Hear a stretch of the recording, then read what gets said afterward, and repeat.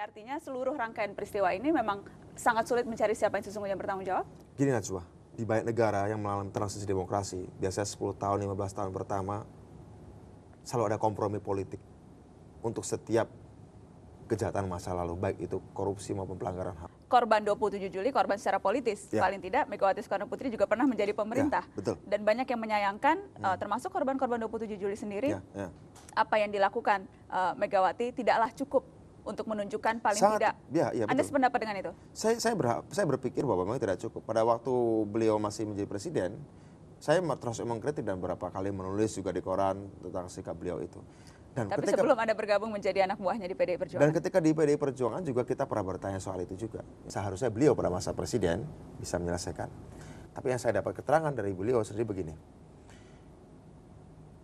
Harus diakui bahwa peristiwa itu punya aspek secara politik, tapi juga itu adalah sebuah peristiwa hukum. Ya, itu disampaikan pernah Bu Mega dalam sebuah acara ya. Saya dalam posisi sebagai seorang presiden yang tidak bisa campur tangan hukum untuk menentukan siapa yang bersalah ketika itu lewat mekanisme pengadilan. Lewat mekanisme pengadilan, beliau tidak dalam posisi untuk campur tangan. Itu jawabannya. Dan di sini kemudian menjadi dilematis karena begini, ya betul, itu peristiwa politik tapi juga peristiwa hukum. Dan kita mengatakan tidak bisa berurusan hukum, saya kemudian jadi berpikir ada sedikit kebenaran dari pernyataan itu. Meskipun secara politik, saya mengatakan seharusnya itu juga ada konsekuensi politiknya dalam langkah-langkah politik dalam menghadapi orang-orang yang pernah bersalah dalam kasus 27 Juli. Tapi kenyataannya kita lihat orang-orang yang diduga berada di belakang 27 Juli malah justru di backing dan diberikan dukungan oleh PDI Perjuangan ketika mencalonkan diri dalam posisi-posisi publik. Ya, yang saya lihat memang mencolok Pak Sutioso. Ya, Pak Sutioso yang mencolok dan pada waktu saya juga termasuk mengkritik kenapa Pak Sutioso didukung jadi gubernur. Terlepas apapun kemudian sikap beliau, kemudian pada PDI, tapi menurut saya memang ini menjadi persoalan bagi yang di bawah. Ya.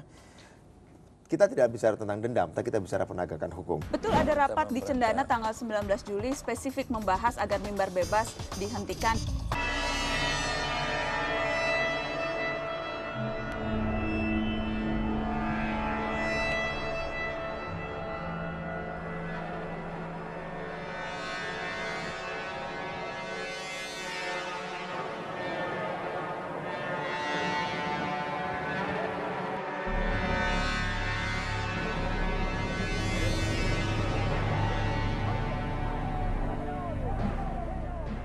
Sebagai Pangdam Jaya, namanya terus dikaitkan dalam kasus Sabtu Kelabu 27 Juli.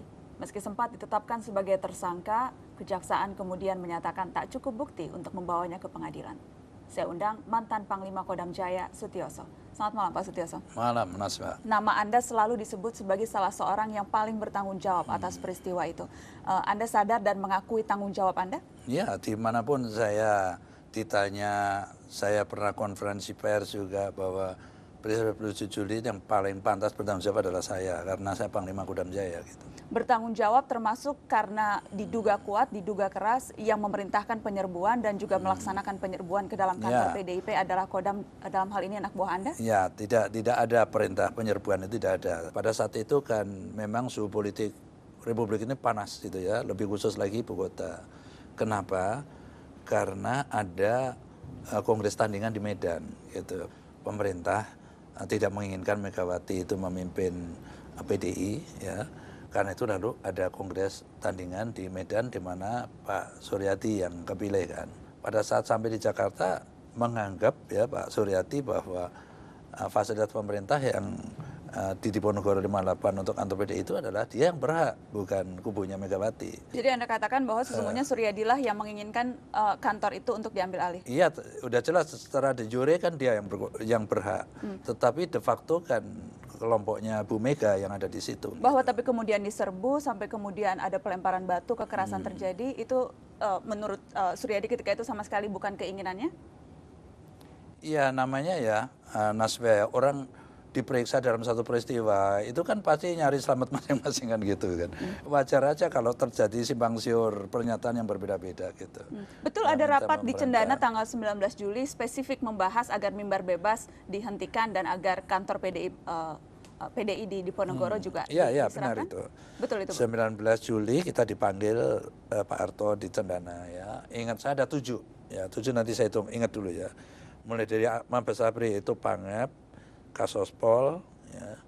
Terus daratnya itu Kasat, Pangkostrat, ya, lalu Kapolri, Pangdam Jaya, sama Spesifik Kapolda. Pak Harto meminta agar mimbar bebas dihentikan, spesifik meminta agar Iya, memang itu tidak boleh ada mimbar bebas seperti itu.